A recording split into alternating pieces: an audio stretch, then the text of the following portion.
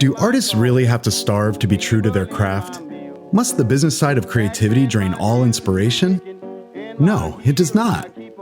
5 minutes on creative entrepreneurship can help you master the business side of creativity, reap greater rewards from your talent, and enjoy your work to the fullest. I'm so glad trouble don't last always. Starting your own business is a daunting undertaking, especially when we face the startup costs involved. For some startups in the biotech field, for example, the capital requirements are so massive there's no possible way to bootstrap.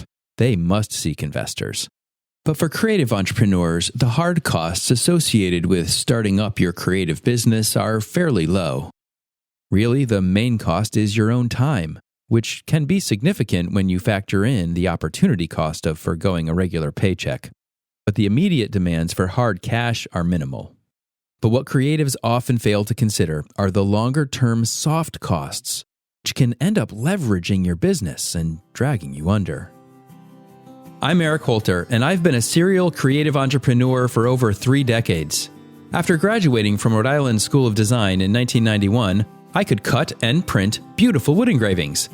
But I had no idea how to run a business. They just don't teach enough about business in art school. When a startup founder goes on Shark Tank to seek an investment, there are typically 2 distinct motivations.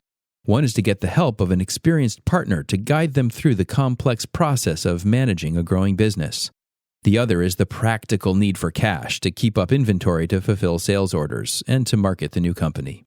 Without enough cash on hand, even the best products and services will get crushed on the rocky shores of cash flow failure. For a typical startup, they need cash up front to fulfill sales. But the creative entrepreneur needs cash for what follows later.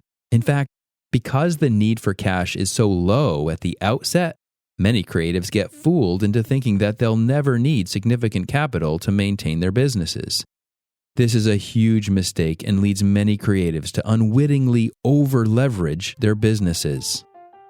You see, a typical founder can calculate their manufacturing costs, project their sales volume, and therefore know exactly how much money they'll need before they start receiving payments from their sales. They know what's needed ahead of time. But creatives have the opposite problem. They often get paid about half of their project fees up front, before they've delivered any product at all. This creates a dangerous illusion.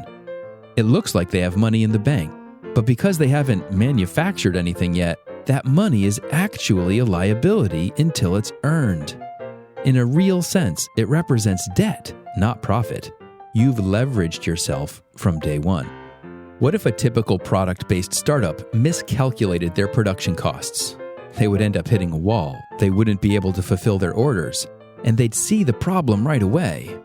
But what about creatives? What if you miscalculate the amount of time, the production costs, needed to complete your project? You won't know that until much later. You could end up collecting many sales orders and to begin fulfilling them, only to find out that each order was underfunded. You will have over-leveraged yourself, and that will inevitably overwhelm your time resources. You'll need to work longer hours without pay to cover. Another leverage problem common to creative entrepreneurs is the debt of necessary business overhead time that's left unpaid.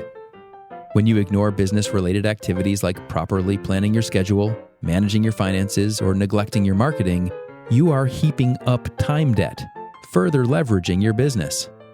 If you've ever felt like you just needed a few weeks or months of focused time to get your business in order, but you couldn't afford that time, you've felt the negative impact of leverage on your company. So how can we cover these debts? Where can we find enough startup capital to build your business? The first step, ideally, is to count these very real costs up front and to ask yourself if you have the capital to cover. Do you have sufficient savings to go without pay for a few months if you need to? Secondly, you need to factor these costs into your sale price. You can't afford to charge just enough to get by this week or month. You need to be building up resources that will enable you to cover your long-term time liabilities. Because startup costs for creative entrepreneurs follow after rather than precede their business activity, these costs often surprise, confuse, and confound.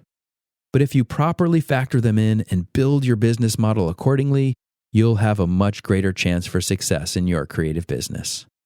Until next week, don't let the business of creativity overwhelm your creative business.